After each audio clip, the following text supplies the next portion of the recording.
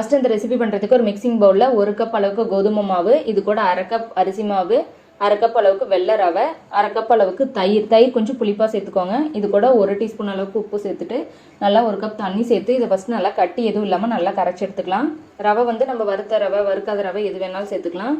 தயிர் வந்து இன்னும் கொஞ்சம் நல்லா புளிப்பாகவே எடுத்துக்கிட்டிங்கன்னா ரொம்ப நல்லா டேஸ்ட்டாக இருக்கும். இப்போ தண்ணி சேர்த்துட்டு இந்த அளவுக்கு நல்லா கரைச்சி எடுத்தாச்சு. நல்லா இந்த அளவுக்கு மாவு ஸ்மூத்தாக இருக்கணும், இந்த பதத்தில் இருக்கணும். இது மறுக்கா நல்லா ரவை கூட சேர்ந்து எல்லாம் நல்லா ஊறி வரும். இன்னும் கொஞ்சம் திக்காக ஒரு மூடி போட்டுட்டு ஒரு 15 மினிட்ஸ் நல்லா ஊற வச்சுக்கலாம். இப்போ ஒரு 15 நிமிஷம் கழிச்சு பார்க்குறேன். நல்லா பாருங்கள், அந்த நல்ல தண்ணியில் கொஞ்சம் அப்சர்வ் ஆகி நல்லா திக்காகி வந்திருக்கு. இப்போ இன்னும் கொஞ்சம் தண்ணி சேர்த்துட்டு அதுக்கு நல்லா கரைச்சி எடுத்து வச்சிடலாம். இப்போ ஸ்டவ் ஆன் பண்ணி ஒரு பேன் ஹீட் பண்ணிவிட்டு இதில் 1 டீஸ்பூன் அளவுக்கு 1 டீஸ்பூன் கடலைப்பருப்பு, 1 டீஸ்பூன் உளுத்தம்பருப்பு சேர்த்து நல்லா செவக்க வறுத்துக்கலாம். பருப்பு நல்லா வறுபட்டதுக்கப்புறம் இதில் 1/2 டீஸ்பூன் சீரகம், 1/4 டீஸ்பூன் பெருங்காயத்தூள், ஒரு 3 வரமிளகாய் பொடியை கட் பண்ணியிருக்கேன், அதுவும் கொஞ்சம் கறிவேப்பிலையும் சேர்த்து நல்லா இதை நம்ம வந்து வதக்கிக்கலாம். இது கூட 1 டீஸ்பூன் துருவனை இஞ்சி சேர்த்துட்டு நல்லா ஒரு வாட்டி வதக்கி விட்டுருங்க.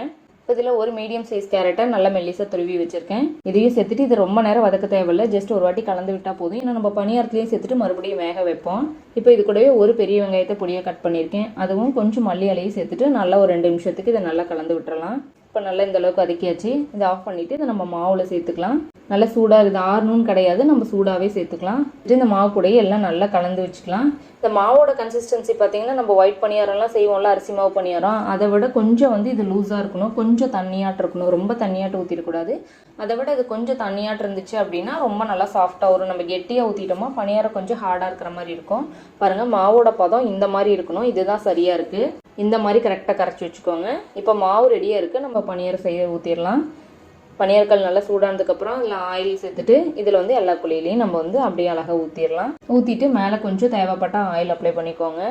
மாதிரி ஊற்றிட்டு மூடி போட்டுட்டு நல்லா ஒரு சைடு வேகிற அளவுக்கு வேக வச்சுட்டு அதுக்கப்புறம் நம்ம எப்பவும் போல் நம்ம திருப்பி போட்டு இன்னொரு சைடு வேக வச்சிடலாம். நீங்கள் வந்து இட்லி தோசை இந்த மாதிரி வந்து மாவு இல்லாத சமயத்தில் டக்குன்னு உடனே சட்டுன்னு செஞ்சிடலாம். இப்போ இன்னொரு சைடு திருப்பி போட்டு நல்லா வெந்ததுக்கப்புறம் அவ்வளோதான், நம்ம அழகாக வெளியில் எடுத்துடலாம்.